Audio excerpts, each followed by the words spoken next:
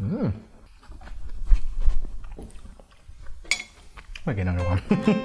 Hello and welcome to another episode of Anything But Authentic, where I make crazy unique food that is anything but authentic. On today's episode, I'll be making wasabi-glazed carrots. Yes, carrots with a wasabi soy glaze. If you're either cooking for Thanksgiving or thinking of bringing a side dish to a Friendsgiving dinner, this dish would be perfect for you. It's super quick, super delicious, and nobody really expects it, but I guarantee you they will love it. Let's get started. First, you're gonna cook the carrots. In a medium or large pan, you wanna add in around 1 pound of carrots. What I have here is baby carrots, just because I'm kind of too lazy to peel and dice the carrots up. But if you wanna use regular carrots or even go fancy with the rainbow carrots, go ahead. Just make sure you use around 1 pound. And then you wanna add in enough water to fill the whole thing. For this pan that I'm using around 4 to 5 cups of water. But again, it really depends on the pan you're using. After adding the water to the carrots, you want to turn the heat on high and let it come to a simmer.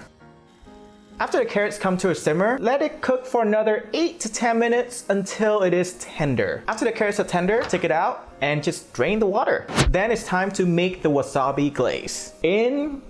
In the same pan, you want to add in around 4 teaspoons of low sodium soy sauce, around 2 teaspoons of wasabi paste. Now, 2 teaspoons is the start. If you like it a bit more wasabi and spicy, add more. If you don't like it too spicy, add less. But 2 teaspoons is around the right amount for that hint of wasabi. And then 2 tablespoons of brown sugar. If you have maple syrup and want to go fancy a little bit, feel free to use the maple syrup instead of the brown sugar. Then using a whisk until everything is combined. Then add in around 3 tablespoons of butter. Then you want to turn the heat on around low to medium low and continue whisking it around until the butter is melted and incorporated. Afterward, stir in the drained carrots and cook for another 3 to 4 minutes until a sauce is formed and the carrots are well coated with the sauce.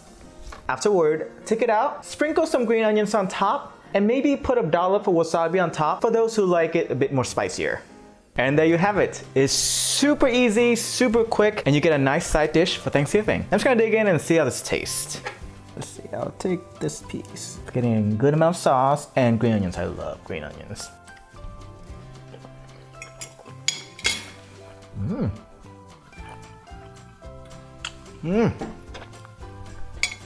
I'll get another one.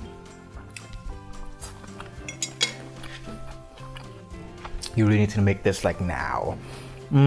It is so good. I can't even talk. I'm really surprised by how this turns out. Like, it's just so delicious. It is super buttery, it's savory and sweet with a hint of wasabi kicking in. Like, it's super well-rounded. And honestly, I could eat this as like a snack. It just hits the right spot. As a matter of fact, I'm just gonna get one more piece. Like, it's